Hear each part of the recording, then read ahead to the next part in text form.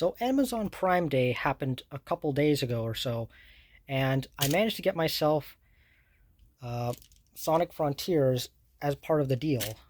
So normally Sonic Frontiers is about 79.99 Canadian dollars, but as part of Amazon Prime Day, the Nintendo Switch version specifically was selling for about $42, a little more than $42, so almost half. And thanks to my Microsoft Reward points, I I saved on some taxes, so I got it for about $41. So let's open this up and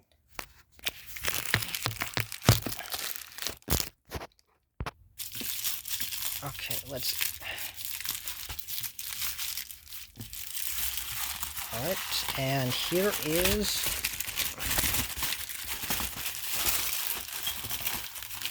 is the game itself.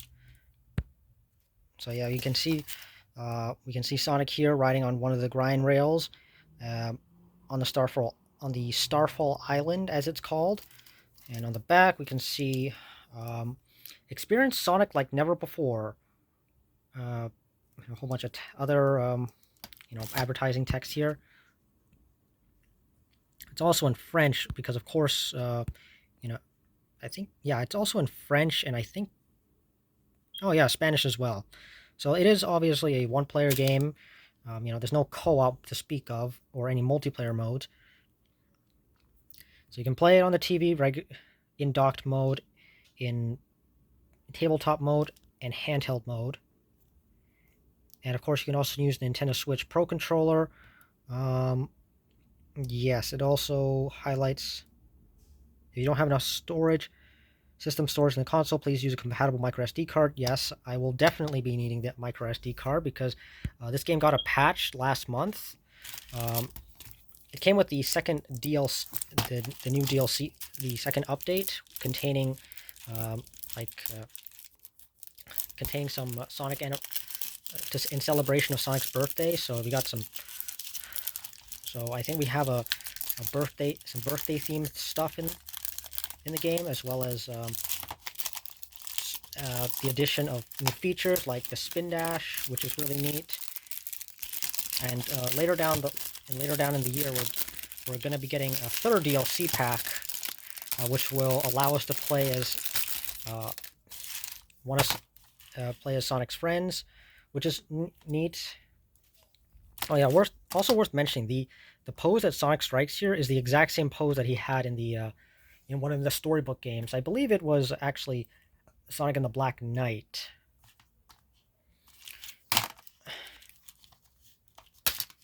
Okay, we open the case. Oh, we got a download code, which I will be taking. Oh wait, it's not a download code at all. No! Oh, it's just a advertisement for the Sonic the Hedgehog 2 movie. Includes an animated short plus over 50 minutes of bonus content. Okay, well that's a bit disappointing. I was kind of See, I was aware that there was a DLC code that comes in the launch edition, but unfortunately, looks like I was a little too late to get that. Unless that, of course, that only comes in like the special edition uh, that I've heard about. So yeah, here's the cartridge. Now, you can see right here. Now I know that the Nintendo Switch version obviously is not the best version of the game, but I've been playing. That said, I have been playing my games, playing my Sonic games on Switch, the new ones, anyways. And I've made it a habit to try and get like every Sonic game physically on the system, except when I didn't. The only game I don't have physically is Team Sonic Racing, which I got digitally. I thought I was getting a good deal, but I wasn't, and I kind of regret that um, because I ended up overpaying. Not only ended up overpaying for it, but um, I'm stuck with a digital copy. And yeah, as you can see here, we got to download. We got to download the update. Of course, I want to download this first.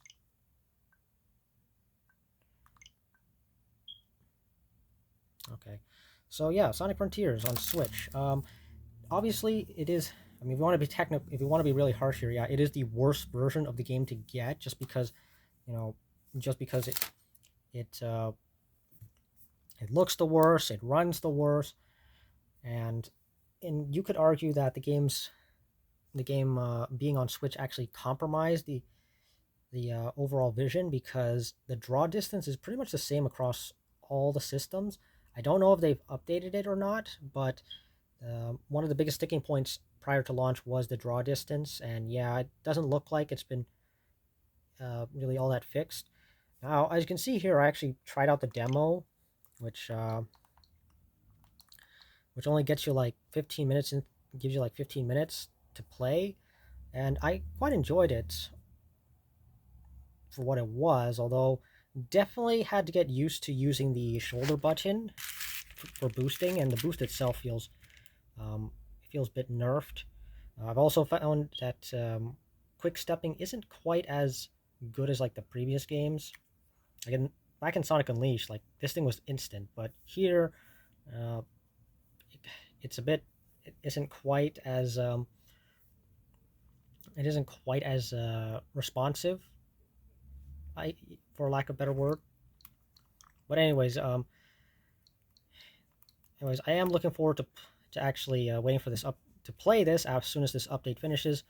Um, as for potentially getting this on other consoles, since of course I am a big Sonic fan, um, the reason I didn't get it for any other console is because I'm concerned that perhaps maybe one day it'll get added to PS Plus, uh, Essentials, or Extra, and or maybe it'll get added to Xbox Live Gold or Xbox Game Pass, or better yet, they make it Epic Games gives it away for free one day, or become heavily discounted on Steam, which it was sort of. I mean, it was $40 in the recent Steam sale, but honestly, might as well just get a physical copy by that point.